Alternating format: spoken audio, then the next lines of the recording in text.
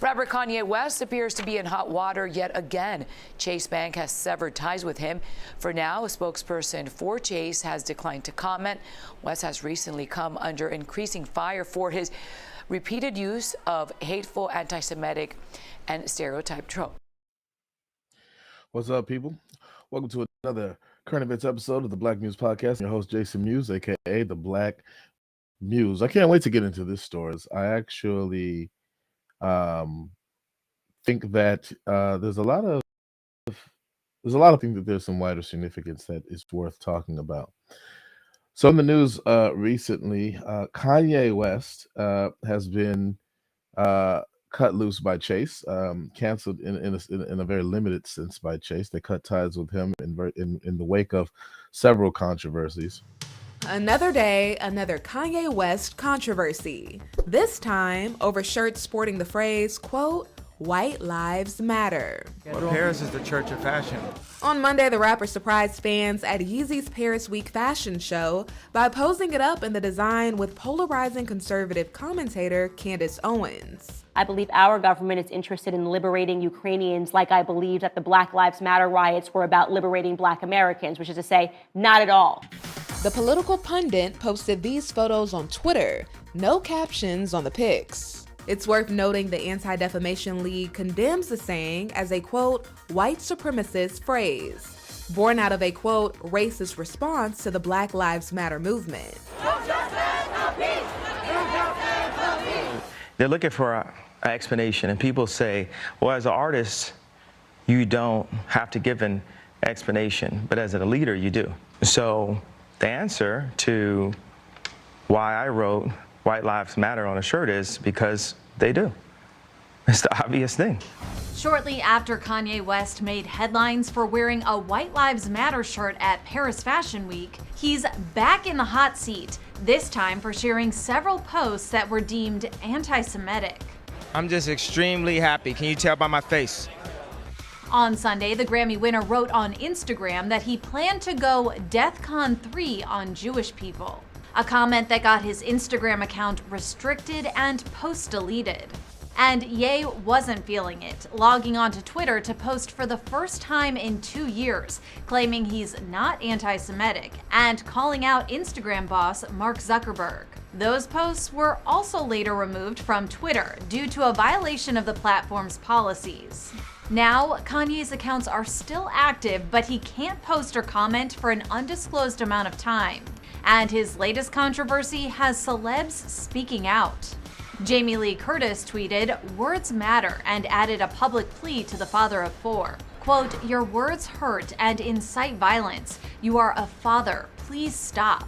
Sarah Silverman noted that Kanye's threat to the Jewish population wasn't trending on Twitter. Quote, "The silence is so loud." John Legend, a former friend of Ye's, called him out without naming names, tweeting, quote, "Weird how all these free, independent thinkers always land at the same old anti-blackness and anti-Semitism." Meanwhile, Jack Antonoff was a little more blunt and to the point. Quote, "Kanye, a little bitch." Yeah, I'm just going to go with that.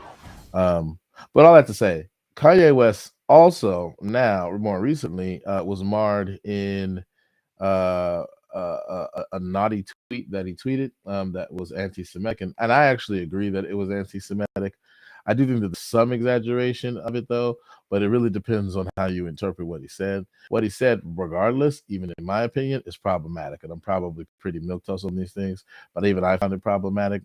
I don't think that Kanye West literally wants to like start a genocide of Jews. That seems to be one of the most extreme interpretations of what he actually tweeted.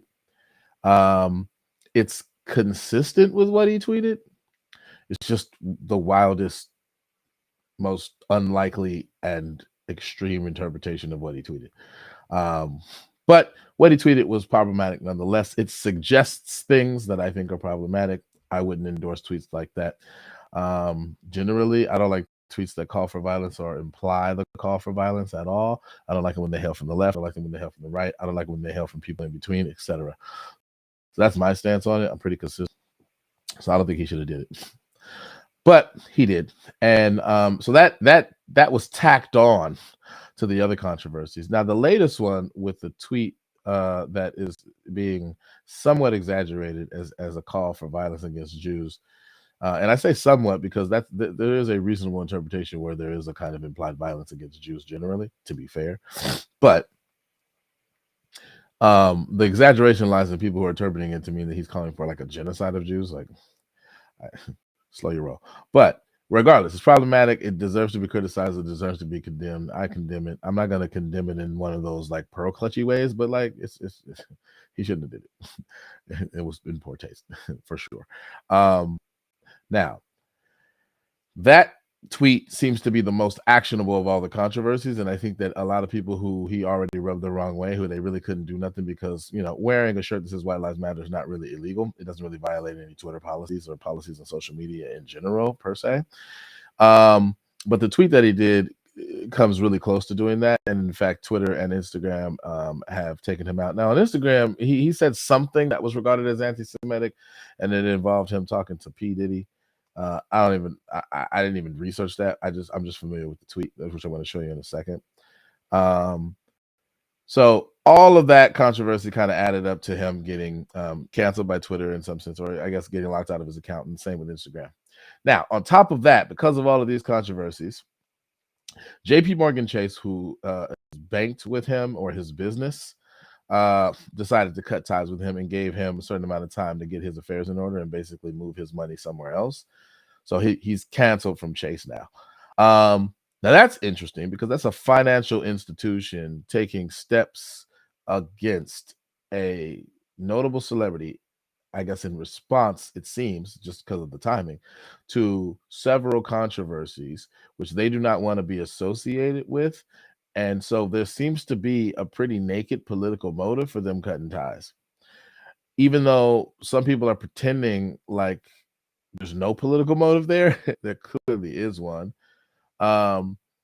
Chase, the people, the powers that be at Chase who made this decision may have felt like they don't want the heat politically because it's bad for their business, but that's still a political motivation, though.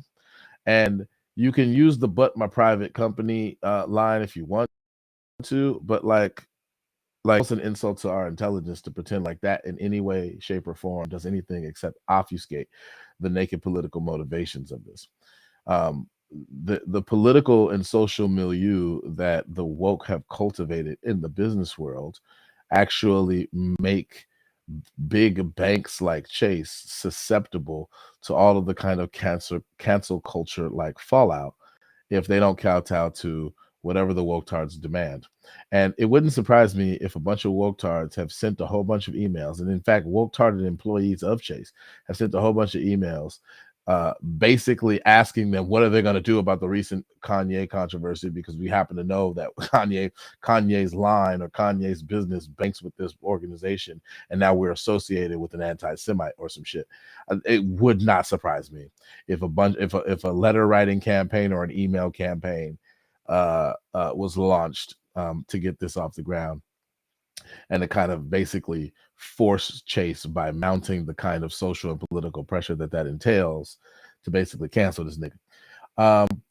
Now, there's a whole bunch of wider implications though, because to whatever extent Chase is either motivated by self-interest or was pressured in the usual cancel culture ways to do this, regardless, it sets a precedent that I think is actually concerning, because major financial institutions that the vast majority of us use, deciding willy-nilly to cancel people who are guilty of wrongthink or wrong speak is something that is a road I don't think we want to even start to go down. Now, I don't want to overstate it though, or fearmonger about it as if that's inevitable because of this one instance. Because not every single person who banks with Chase is as high profile as Kanye West. And so therefore, there wouldn't be the same impetus for every single person. However, in principle, this kind of impetus could be replicated with anyone. If anybody were to tweet what Kanye tweets, and Chase was to find this out and decide to cancel them, and them not being notable would actually, I think, make it easier for Chase to do so. So to whatever extent that Chase is actually acting legally and is not violating any laws, to my mind, there doesn't seem to be any laws on the books that make a bank have to bank with a person because they're a private entity. Then yeah, this precedent, if replicated at large, is a pretty alarming one.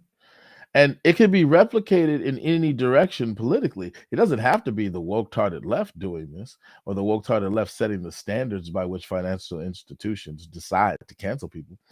This could be levied by Republicans too. And if you are somebody who leans left or is a progressive, I'm sure you don't want your bank to cancel you because you're not holy enough or not conservative enough or don't kowtow enough to the religious presuppositions of right-wingers. Do you? So, like, again, I don't want to overstate the threat, and I don't want to fearmonger about it as if it's inevitable and it's going to happen. I actually have a lot of doubts that it will happen. I hope it doesn't happen, regardless. But I just wanted to state very clearly what I think is at stake here if this becomes the norm. And I wouldn't put it past this country, given how vitriolic we are and given how tribalistic we've become, for that kind of thing to start to get out of hand. And I have some doubts that our better judgment would kick in time for this to not become a shit show. But all of that context is important for explaining how it relates to another story, which I think may or may not be related. I think the jury's still out on that. And that is that PayPal recently was marred in controversy because they issued language that suggested that people could get basically fined by them or have a certain amount of money taken from them if they were found to be guilty of misinformation. Another financial institution or institution in the finance sector who is taking politically motivated actions against people. Again, I don't think this is a road that we want to go down. And I think that a lot of people who are alarmed by this are reasonably concerned with it to the extent that it could become what I described. There's nothing guaranteeing that it will become that. At this point, it has not become that. But I do think that it's reasonable to worry that it does not inevitably become that slowly but surely, without all of the fear mongering and pearl clutching and panic. So I'm a little bit more milquetoast and tepid in my response to it, but I do think that there's some validity to the concern. All right.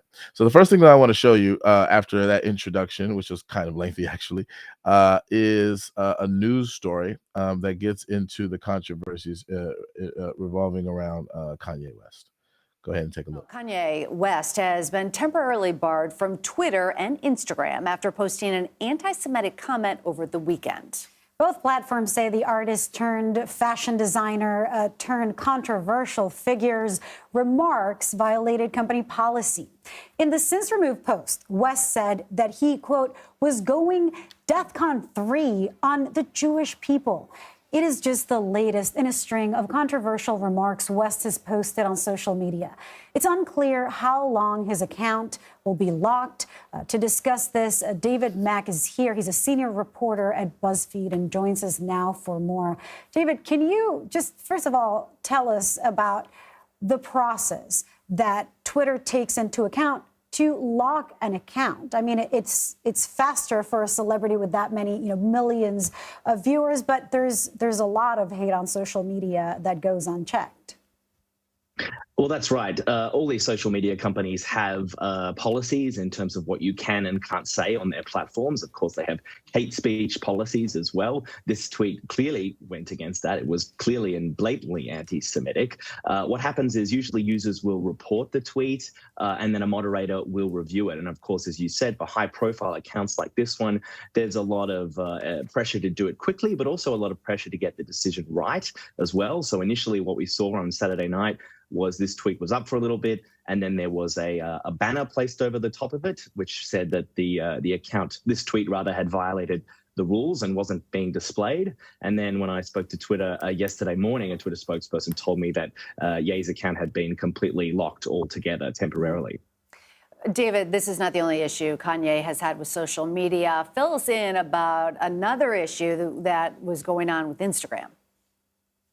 Well, that's right. It's been an eventful few weeks for him, obviously, since he was at Paris Fashion Week earlier this month. He was warring with an editor at Vogue there. Very publicly, he was using Instagram to harass this woman, so much that Vogue themselves put out a statement defending her and kind of calling his behavior unacceptable. And then he was using Instagram he uploaded an image of a text message he'd sent Sean Puff Daddy Combs, in which he implied that Puff Daddy was being controlled by Jewish people. That was taken down. Instagram took that down. They confirmed that, and they confirmed also that they locked his account there as well. And his locking of his Instagram account appears to be what prompted him to go to Twitter. For the first time in a couple of years, he hasn't used that platform. And he posted a photo of himself, an old photo with Mark Zuckerberg, who is, of course, the CEO of Meta, which owns Facebook and Instagram, in which he seemed to sort of complain that he was being locked out of his account. And then, of course, not long after that, we got the tweet about Jewish people. Yeah, and not to mention that sweater also that had been making the rounds around social media, where he had a sweater that said White Lives Matter. Twitter has been, of course, embroiled in controversy over its purported sale to Elon Musk. And of course, when this happened on Twitter, one of my first thoughts is, if Elon Musk owned Twitter right now, would Kanye be locked out? I mean, one thing that people, when they talk about free speech, they kind of don't realize these are private platforms. This is not, First Amendment protected. These companies can choose to ban hate speech and lock out its users. But what do you think, David? Do you think that Elon would allow this kind of language from Kanye on the platform? Well, that's certainly the big question mark hanging over the entire takeover, isn't it, as well? There's a lot of Twitter users and Twitter staff as well who would like to know the answer to that question. Elon's been very clear that he believes that, the moderators have gone too far in many instances. And ironically, of course, about 12 hours before Kanye posted this hateful anti-Semitic screed, Elon Musk himself welcomed Kanye back to Twitter and sort of replied to that photo of Mark Zuckerberg that I referenced earlier and saying, welcome back, my friend. So certainly that's a big question, and one that Elon is going to have to grapple with as he potentially becomes the new boss. Will he allow something as hateful and clearly anti-Semitic as saying "Def Con" to the Jews to remain on this platform? So many questions remain, especially surrounding maybe Kanye's mental state right now. It actually seems a little unstable. David Mack, thank you so much. Thank you. So there you have it. I think that did a really good job of summarizing kind of what led to the tweet itself. And now what I want to do is I want to show exactly what was said, and hopefully I don't end up getting canceled for that, because I'm not trying to endorse the tweet, but I just want to be clear about what exactly it was that he did. So here we go. And this is on Twitter by Jamie Lee Curtis. Jamie Lee Curtis is basically criticizing him, but this is the original tweet, or a screenshot of the tweet before it was taken down. I don't think you could find the tweet. Kanye goes by Ye now. I think he legally changed his name recently. That's neither here nor there. And this is what he wrote. I'm a little bit sleepy tonight, but when I wake up, I'm going DEFCON 3 on Jewish people. The funny thing is I actually can't be anti-Semitic because black people are actually Jews also. You guys have toyed with me and tried to blackball anyone who ever opposes your agenda. So clearly he's levying criticisms against Jewish people. I don't know if he has particularly some specific Jewish people in mind, but he's talking way more generally. He seems to be aware that what his words can be taken or interpreted as anti-Semitic, because he's offering a denial that he's being anti-Semitic, arguably while he's being anti-Semitic. DEFCON 3, I think, is a common misnomer. It's a DEFCON, but he said DEFCON. I know a lot of people say it wrong. I used to say it wrong as well. I don't know if he accidentally said that or if he is trying to be clever with the play on words and means to imply something brutal like death. Whatever the case may be, whatever he meant to say, this is definitely in poor taste. I think it's definitely criticizable. It is reasonably interpretable as anti-Semitic because it seems to be motivated by a lot of tropes, which are hallmarks of anti-Semitism. The idea that he would single out Jewish people in the first place seems to be motivated by it. There's also this vein of I can't be anti-Semitic because black people are the actual Jews, which is a kind of Hebrew Israelite line, and they are very anti-Semitic. So this is one of those things where it's like you're not going to get much of a defense from me. I don't think he should have said this. I think that some people are overplaying or over-exaggerating it, but I do think it's reasonable to interpret this as anti-Semitic. I think that if you were to, I don't think there's any way to come away with this not being anti-Semitic in some sense.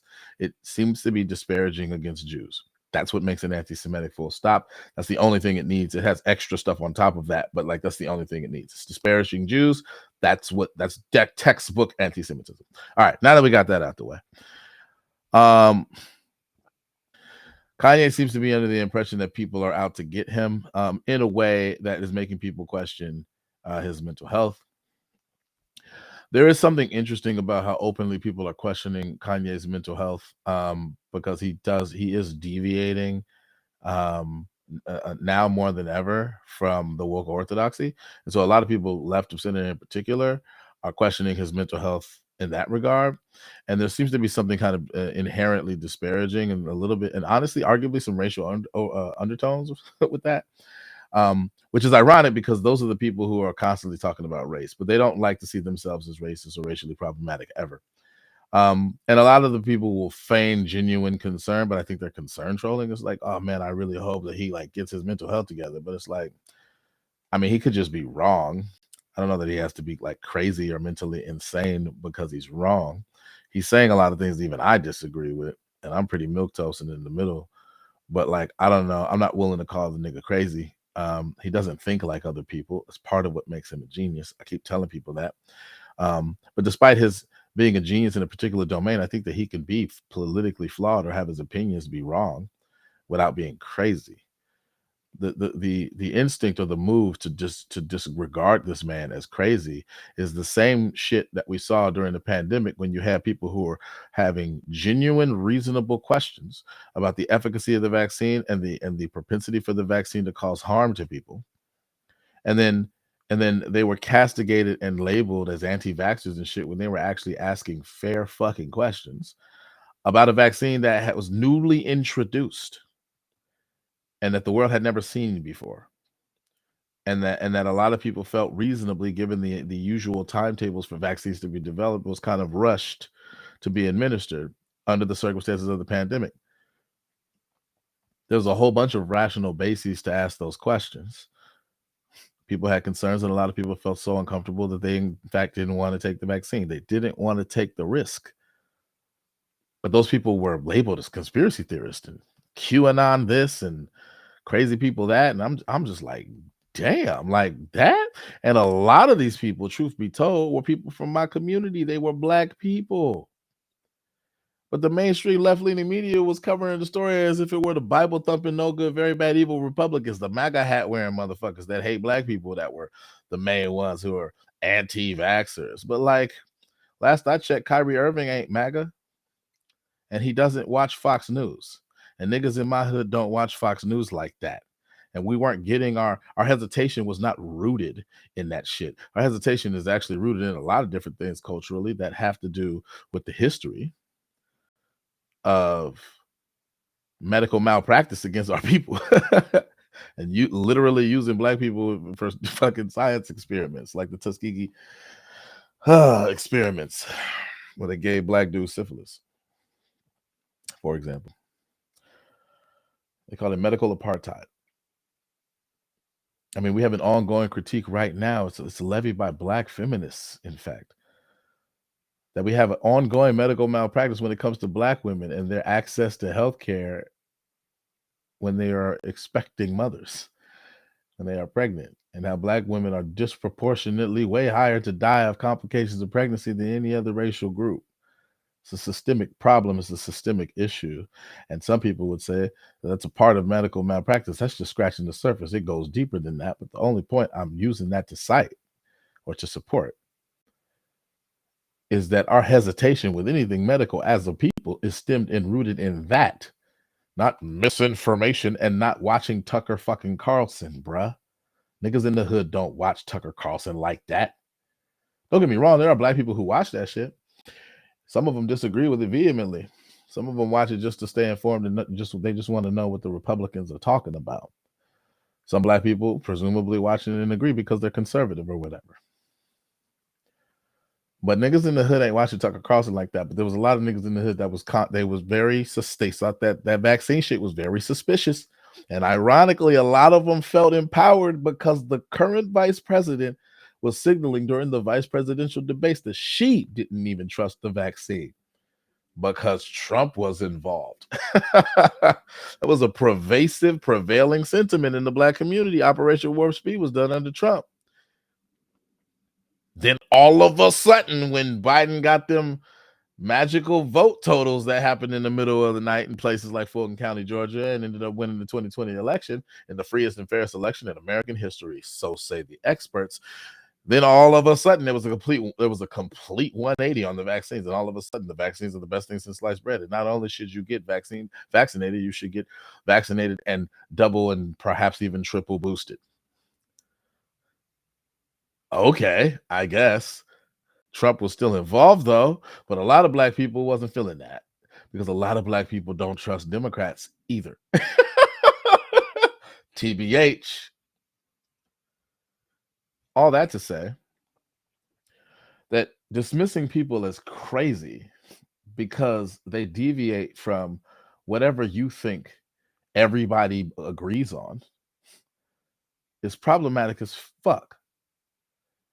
And there is a racial discussion to be had because it tends to be black people who get dismissed in this way by woke white liberals. And if those black people say anything resembling the kinds of things that you would expect from a Bible thumping, gun toting, MAGA hat wearing, tobacco chewing Republican from the South or some shit, then it's easier for the woke white liberals to dismiss them even when they don't have a legitimate basis to do so. That's what I'm speaking to. And that's the kind of thing that I think is happening with Kanye. Now, Kanye is kowtowing really, really hard for the right now in a way that a lot of black people weren't in the context of COVID, to be fair. So that at least that facet of it is disanalogous. I totally admit that. The point I'm making, though, is that there's a general trend of black people, whenever they deviate too far from the left orthodoxy, of getting demonized and castigated as crazy or backwards or problematic, even if it's actually, from their point of view, continuing a trend of their independent thought. The same rabble-rouser nature of Kanye West going against the fucking grain is fully applicable here. But that he's had a change of heart politically, it's now being viewed in this kind of pejorative way. They tried that shit with with Dave Chappelle. They tried to make it sound like this motherfucker wasn't funny all of a sudden because he was making hilarious ass trans jokes, because trans jokes are taboo, they're politically incorrect, and the woke tards can't take it. Because fundamentally what they believe themselves to be doing is defending or protecting the downtrodden from harmful jokes, I guess. Maybe. I mean, last I checked, trans people that I know have a sense of humor.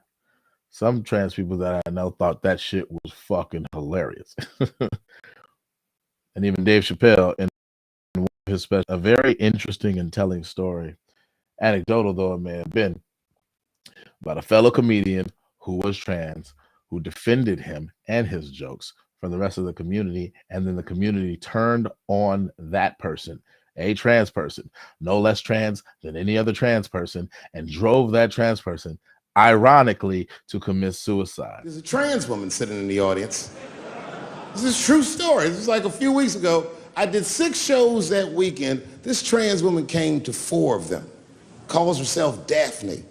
Man, this chick Daphne was in there cracking the fuck up at everything I said about everybody. It was amazing. She was laughing, and it was fun to watch her laugh. You could tell she was letting go with something that was heavy, and she'd throw her head back and she'd smile with all her teeth. She was having a great time. And the more fun she had, I felt bad, because I knew I had some trans jokes to unload. And I thought to myself, maybe I shouldn't say these jokes because I don't want to like fuck her evening up. She's having so much fun. But then I thought to myself, well, if I can't say it in front of her, should I say this shit at all? So I let her rip. To my surprise, Daphne laughed harder at the trans jokes than anybody in the room. In fact, everybody in the room would look at her to make sure it was okay. And I got off stage, I was in the dressing room, I was like, man, this is a fucking weird show. I'm sitting in the dressing room by myself just trying to figure out, like, what the fuck just happened out there? Like, why is it that this one woman can't take any of these jokes and Daphne can take all of these jokes? So weird. And then I realized, Daphne used to be a man.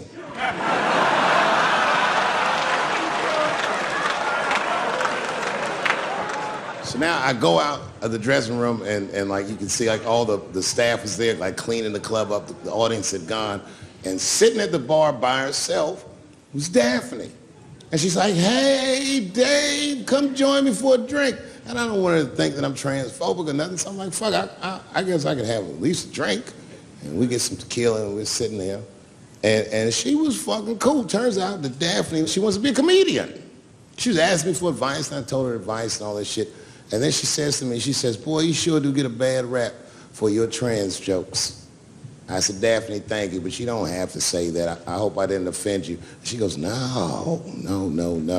She said, in fact, I read about you in the New York Times. I said, you did?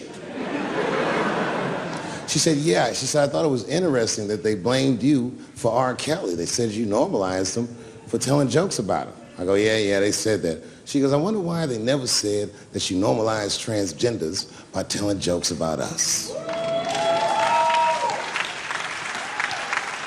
And I'd never thought about that. It never occurred to me. And we started making out. And then like, I reached up just to see what it felt like. I was like, what? And it felt like pussy, did it? I was just like, before I go, I want to share this story with you because it's important to this point. I want your community to know that one of the coolest people I ever met was a transgender woman. And this is not a man that I knew that became a woman. This woman was trans when I met her. Lived in San Francisco. Daphne Dworman is her name. I would do 18 shows in the Bay Area, sometimes in Oakland and Dirty Hood nightclub, and she would be there, a white trans woman, laughing loud and hard at everything I said, especially the trans jokes. It's very puzzling because she was obviously trans. And one night after one of the shows, I met her. And what it was, turns out, it was her dream to be a comedian. And I was her hero.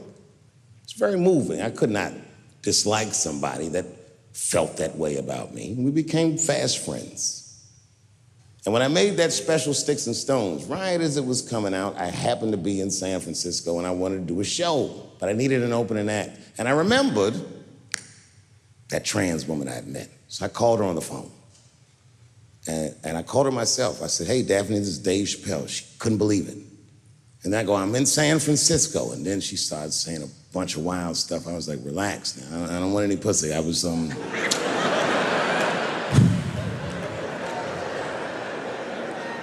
was calling because I'm doing a show and I need an opening act.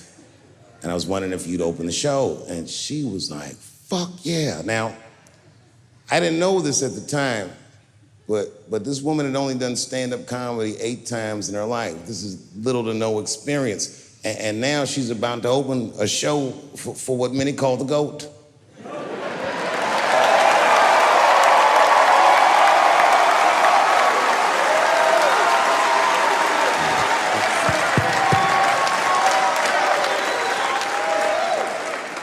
She's an amateur in stature, but in practice, she was very professional. She showed up early, which is something I appreciate, because I like people to be on time. She was dressed to the motherfucking nines. I mean, I'm transphobic, and even I was like, you look nice.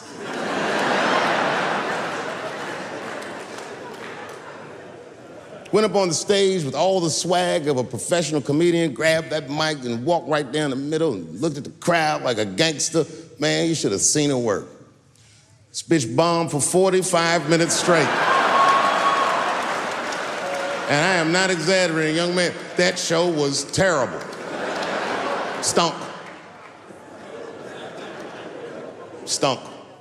And then she brings me on, and you know, I was like a glass of water after a handful of salt. The crowd was happy to see me. I was killing it. But here's what impressed me. Any other comedian I've ever seen, if they had bombed as bad as she did, would have snuck out of the back of the theater and went home and cried or something. And she didn't do that. Not only did she not leave, she found a seat right up in front. You know, when a new comedian watches an experienced comedian in comedy, we call this taking class. And this bitch took my whole class. She sat up there and was laughing as hard as she always laughs, as if nothing bad had even happened to her. And I saw her show. Something bad happened to her.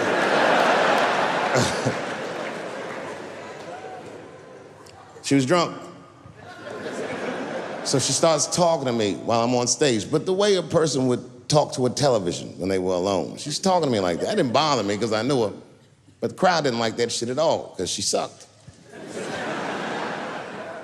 And a guy in the back of the room stood up, and Daphne's hair was dyed blonde at the time, and the guy screamed out, and his energy felt wild as fuck. He said, "Hey, Daphne!" And everybody kind of clamped, like got tense. We didn't know if it was a heckler or an active shooter. And he said, "Does the carpet match the drapes?" Yeah, it was fucked up. The whole crowd kind of groaned because it was so, like, mean. Everybody groaned, except for Daphne. She kind of laughed, which was weird. And then she didn't even look all the way back. She said, "Sir, I don't have carpets. I have hardwood floors." Just like that. Just like that. And boy, when she said that shit, it blew the roof off the place. Cut through all the tension. With that one joke, she made up for 45 minutes of a stinker of a show. And after that, she could do no wrong. And I kept on rocking. She kept on talking to me. And then the show became something cooler than a show. It became like a conversation between a black man and a white trans woman, and we started getting to the bottom of shit. All them questions that you think about that you'd be afraid to ask, I was just asking them, and she was answering them, and her answers were funny as shit. The crowd was falling out of their chairs. And at the end of the show, I go, "Oh, Daphne," I said, "Well, that was fun." I go, "I love you to death, but I have no fucking idea what you're talking about." The whole crowd laughed, except for Daphne. Now she looks at me like I'm not her friend anymore. Like I'm something bigger than me, like I'm the whole world and a guy. And she said, "I don't need you to understand me." I said, "What?" She said, "I just need you to believe," just like this, she goes, "that I'm having a human experience." And when she said it, the whole crowd kind of gasped.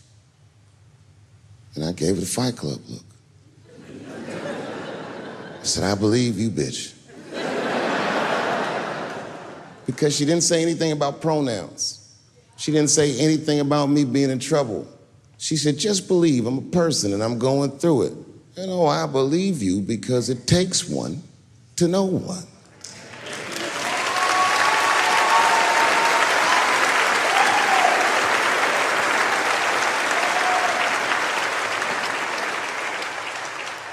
Then I told the crowd good night, and they start going crazy. And before the applause gets to its crescendo, I say, "And don't forget my opening act, Daphne." And the crowd stood up. And I looked at her, and tears came out of her eyes. She couldn't believe it was happening. I couldn't believe it was happening because her show stunk. And it was a great night. I remember the late, great Paul Mooney was there, a bunch of fly-ass comedy niggas was there. And we all went backstage and was just drinking and talking shit and laughing, and Daphne stole the room. She had everyone cracking up, spinning the yarn, telling us all these crazy stories about shit she be into. We all laughing real hard, and as she's telling us and everyone's laughing, I'm looking around, I'm like, oh my God, she is funny. I pulled her aside and I said, you're hilarious. I didn't know that when you were on stage. I said, you're doing some things wrong, but I can help you. I said, anytime I'm in San Francisco, why don't you open the show for me and I'll just try to give you some pointers, see if you can't work this thing out. And she said, are you serious? I was like, yeah. And she grabbed me real tight, hugged me, squeezed me. And I pushed her off violently because I'm transphobic. I said, boundaries, bitch.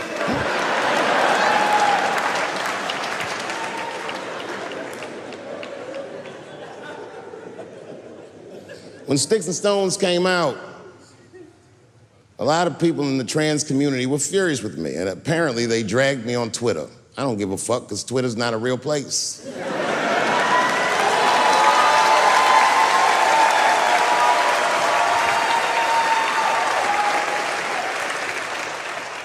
And the hardest thing for a person to do is go against their tribe if they disagree with their tribe. But Daphne did that for me.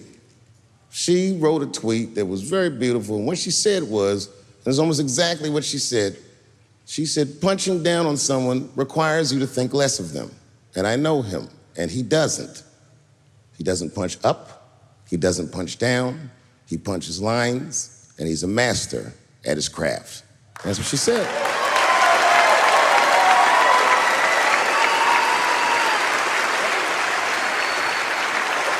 Beautiful tweet, beautiful friend. That took a lot of heart to defend me like that. And when she did that, the trans community dragged that bitch all over Twitter. For days, they was going in on her, and she was holding her own because she's funny. But 6 days after that wonderful night I described to you, my friend Daphne killed herself. Oh, yeah. It's a true story. My heart was broken. Yeah, it wasn't the jokes. I don't know if it was them dragging her. I don't know what's going on in her life, but I bet dragging her didn't help. I was very angry at them. I was very angry at her. I felt like Daphne lied to me. She always says she identified as a woman, and then one day she goes up to the roof of a building and jumps off and kills herself. Clearly, only a man would do some gangster shit like that. Hear me out. As hard as it is to hear a joke like that, I'm telling you right now, Daphne would have loved that joke. That's why she was my friend.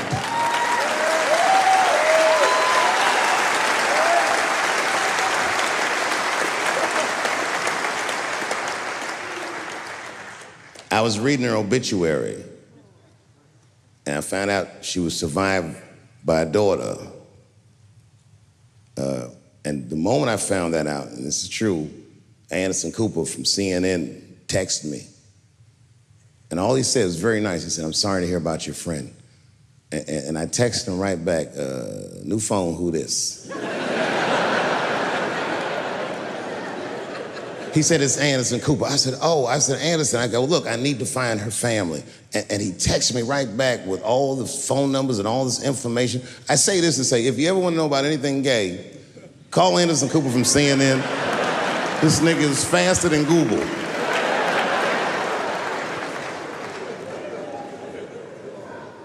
And what I did is I got in touch with her family and I started a trust fund for her daughter, because I know that's all she ever really cared about.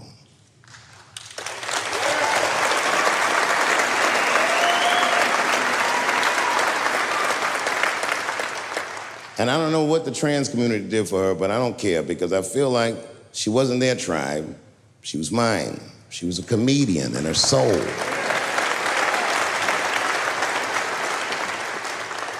Her daughter is very young, but I hope to be alive when she turns 21, because I'm going to give her this money myself.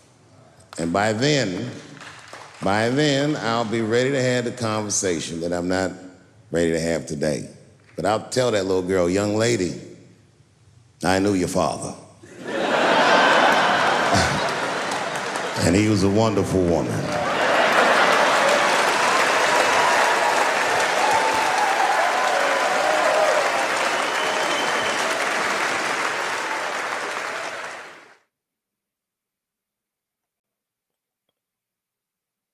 It was perhaps one of the most profound things that I've ever heard from a comedy special. The tragic irony of cancel culture and how the left becomes so vitriolic that they eat their own. But I digress.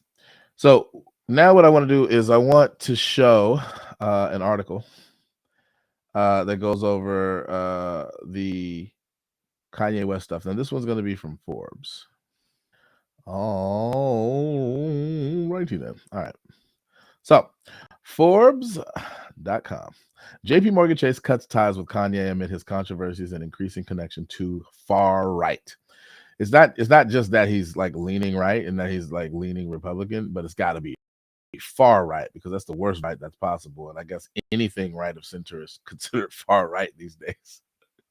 What's like regular right? Like, can we name a figure that's like regular right? Like if Candace Owens and Ben Shapiro are far right, what's like normal right? Joe Rogan, Bill Maher, because apparently they're right wingers all of a sudden. Is Russell Brand right wing now? Like, who's right wing for real, according to the woke? Inquiring minds want to know. All right. It reads. Let me actually make this bigger because I want to make sure y'all can the people can see. JP Morgan Chase has reportedly severed ties with Kanye West and his apparel brand Yeezy Inc. amid a series of recent controversies surrounding the rapper's anti-Semitic comments and his increasing embrace of right-wing figures. So they're not far right anymore; they're just right-wing figures. Is it bad to embrace the right wing? Like, why is that so bad? I mean, it's bad from the point of view of progressives, but there's nothing bad about being a conservative. No more so that there's something inherently bad about being a Democrat. And I actually end up having to argue with Republicans about that shit. They think that it's inherently wrong to be left. It's like, not really, or progressive. Not necessarily. Key facts. On Wednesday evening, right-wing commentator Candace Owens tweeted the rapper had been, quote, kicked out by JP Morgan Chase without initial reason, along with a screenshot of a purported letter from the bank. The letter informs the rapper that JP Morgan is in its banking relationship with the rapper and his company Yeezy and informs him he has until November 21st to find a new bank. New York Times Deal Book newsletter confirmed Owens' claim on Thursday. Okay, so it wasn't true until the New York Times confirmed it, I guess. Fair enough. West has been critical of several of his business partners recently, including JP Morgan Chase CEO Jamie Dimon, or Diamond, I don't know how to pronounce that, and other senior executives, Bill Gross and Jing Ulrich. I apologize if I'm butchering these names. I don't mean to. In a recent Instagram post, West claimed there has been a lot of controlling and handling to suppress my ability to affect the American economy and industry. So West has been embroiled in a series of controversies in recent weeks, making several anti-Semitic comments both on social media and during interviews. The rapper also courted controversy at his Yeezy Brands fashion show last week by wearing and sending out on the runway a White Lives Matter shirt. West's tirade on social media have prompted both Instagram and Twitter to lock his access to their platforms. After being pushed off social media, the rapper appeared on Fox News host Tucker Carlson's show, but segments of his interview where he made anti-Semitic and other wild conspiratorial remarks were edited out. I'm going to talk about that in a second because that is true. The Shop, a talk show hosted by LeBron James, canceled the planned airing of its Kanye episode, after he used the show to repeatedly promote hate speech and extremely dangerous stereotypes. He used he used Tucker Carlson's show. So he got canceled by LeBron because he used Tucker Carlson's show to promote, quote, hate speech and extremely dangerous stereotypes. Amid his recent controversy, the rapper has increasingly been embraced by right-wing figures, some of whom have tried to publicly defend him. Controversial pundit Candace Owens has emerged as one of the rapper's most vocal advocates and even showed up at his fashion event dressed in her own White Lives Matter shirt. TMZ, citing West's former friends, reported that Owens has been acting as the chief advisor in his day-to-day life and has been reaching out to people on his behalf and setting up calls for him. On Wednesday, the rapper showed up for the premiere of Owens' documentary, which is critical of the Black Lives Matter movement. On the red carpet ahead of premiere, West appeared alongside rock singer Kid Rock, a vocal Trump supporter who has recently written songs that President Joe Biden and his top pandemic advisor, Dr. Anthony Fauci. Songs that President Joe Biden and his top advisor, Dr. Anthony Fauci. Wait, am I reading that right? a vocal Trump supporter who has recently written songs that President Joe Biden and his top academic advisor, Dr. Fauci, maybe they mean about them. I think that's just a typo. Shame on you, Forbes. At the premiere, West was also spotted speaking with Project Veritas founder and the right-wing activist James O'Keefe, right-wing political commentator Ben Shapiro, who is Jewish, who has praised West recently, commented on his recent anti-Semitic remarks by tweeting, quote, "Two things can be true at once. Kanye's," wow, this sentence structure is weird. Kanye's, not Ben Shapiro's sentence structure in the tweet, but the sentence structure introducing this tweet. Kanye's moves towards pro-life, faith, and family conservatism are encouraging, semicolon, his DEFCON 3 posts and Black Hebrew Israelite language are clearly anti-Semitic and disturbing. Right-wing commentator and YouTuber Tim Pool, right-wing commentator Tim Pool. So Tim Pool is right-wing, I guess. I guess everybody who criticizes the left is ultimately right-wing. I wonder if they'll consider Joe Rogan right-wing. Right-wing commentator and YouTuber Tim Pool even suggested former President Donald Trump should pick the rapper as his running mate in 2024. Did he do that seriously or was he doing that jokingly? I've seen a lot of Tim Pool stuff. I don't know that he was serious, but he might be. That's funny. Trump West 2020 tweeting Trump West 2024. So he tweeted that. Tim Pool don't even really be serious on Twitter like that, according to him. I don't know. Maybe he was. The right's cynical embrace of Kanye West, the New Republic. So this further reading. Okay. So Forbes is supposed to be center, but like this shit is biased towards the left, in my opinion. But whatever, ground news, if you say so.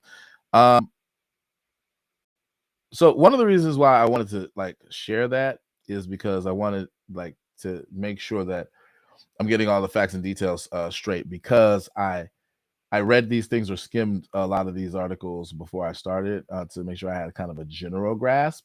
But there's a lot to unpack here because it does seem like Kanye is going through something for sure. And Kanye is definitely having a kind of political change of heart that seems to deviate in a marked way or in an obvious way from how he used to be. And it's not sure, it's not clear how politically active or where he has been in the past, but he definitely wasn't he definitely didn't seem to be all that chummy with Republicans. And one of the most notable things that he's known for was when he was very, very critical of George Bush in the wake of Hurricane Katrina, when he said, and at the time it was embroiled in controversy, that George Bush doesn't care about Black people. Okay, so at that point, I think that he would have probably been way more left leaning, even though he still had some, spiritual views which kind of lend themselves to conservative thinking. And it seems like in his maturity, he seems to see his spiritual beliefs, whatever they are, to be more adequately in alignment with the GOP rather than the Democrat Party. He also seems to have been influenced by a lot of the thinking of Candace Owens. He also apparently likes Trump and has kind of been in the closet about that for a while because he had his career to think about. And he's coming out now and basically, telling everybody that was the case.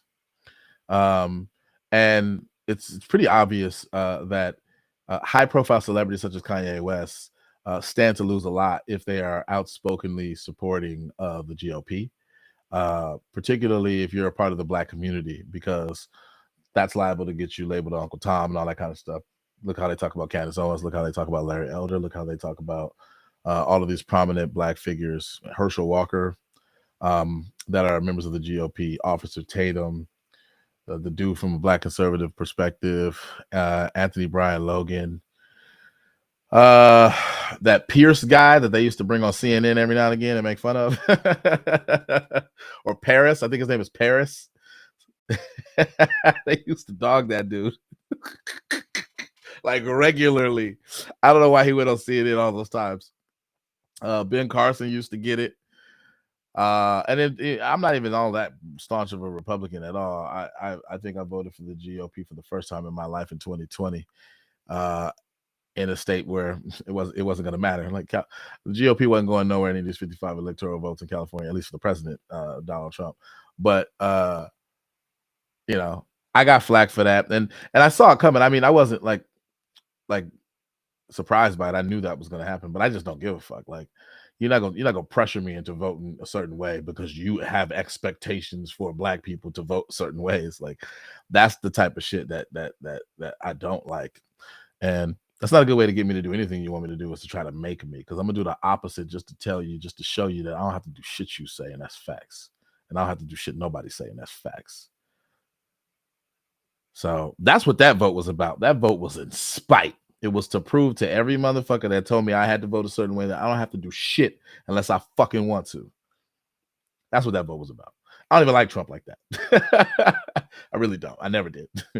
Trump is a dude that's vapid. He's a dude with a lot of shortcomings. In 2016, I didn't vote at all because I thought that a presidential vote or choice between Hillary Clinton and Donald Trump was a choice between two bowls of shit, and I didn't want to participate in a voting process that yielded that as the only two options. So I didn't vote. In 2020, I was gonna do the same thing at first until everybody kept saying, because motherfuckers lost their goddamn minds. It's like, we have to vote for Biden. I'm like, why? Like, for what? Because we can't let Trump and all. I'm like, fuck out of here. First of all, Trump is not that bad. He's bad, but he ain't that bad. He's not Hitler. Motherfuckers exaggerating. Fuck out of here. And also, Biden ain't that great. The fuck? The nigga that wrote the 1994 crime bill? That motherfucker? For real? You that's your king? For real? Like, nah.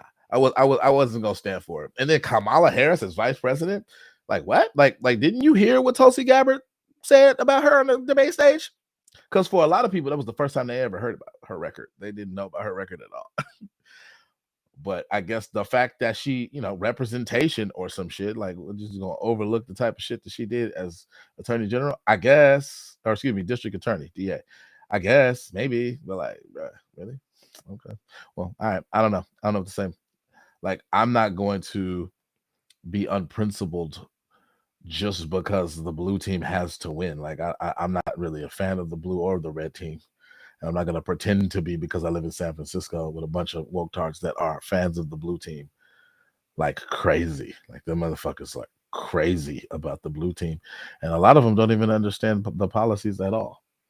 They just, a lot of people I've noticed just fall in line with the party that's supposed to be associated the most with their values, and they don't really think very critically about the policy positions or the implications that those policy positions have, or even the reputations of the politicians who are claiming to uphold the platform, and the extent to which those politicians are actual hypocrites and don't even like actually subscribe in their daily walk to the values that they claim to. They're not anti-racist. They just use that rhetoric. They're not for Black people or the downtrodden. They just pretend to be.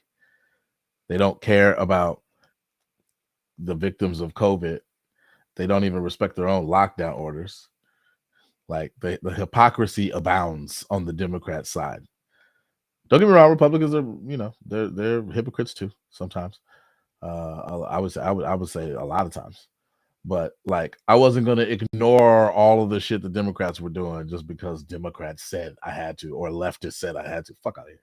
So that's where I'm standing right now. And again, I'm just, just kind of on this politically homeless tip. Like, it's really a coin toss in terms of who I'm gonna vote for from now on, bro. Because like, every politician is flawed, and like, I'm not willing to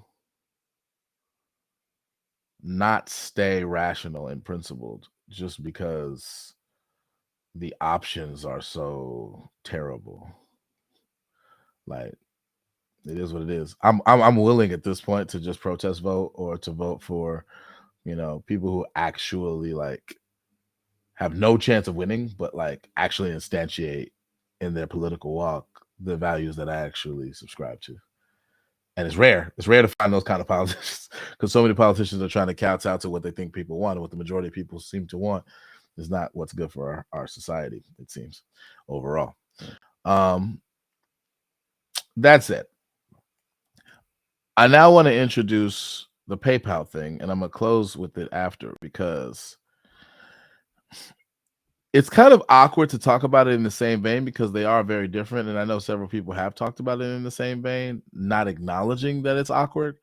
The only real difference between me and them is I'm just going to acknowledge the awkwardness. But I do think that there's some validity to thinking about them kind of big picture as being related, even though they're not related kind of in the microcosm at all. So, Fortune.com, PayPal tells users it will fine them $2,500 for misinformation, then backtracks immediately. And I mean immediately. So next time you're clicking through one of those impossibly long, impenetrable legal disclaimers to a company's terms of service, it may be time to have a closer look. Oh, paywall. Alrighty then. Well, lucky for y'all, even though our reading of that got interrupted, I actually have a video clip, and I actually should have just played that video clip in the first place. I just remembered I had it now that I need it. So I'm gonna play the video clip that goes over what happened with PayPal and how they kind of like walk that stuff back like almost immediately. All right. So I got the segment here. Take a look. Well, after significant backlash, PayPal says a controversial policy it put out last week was a mistake. The popular Cash App initially said it would fine users who promoted misinformation. Natalie, back with what they're saying now.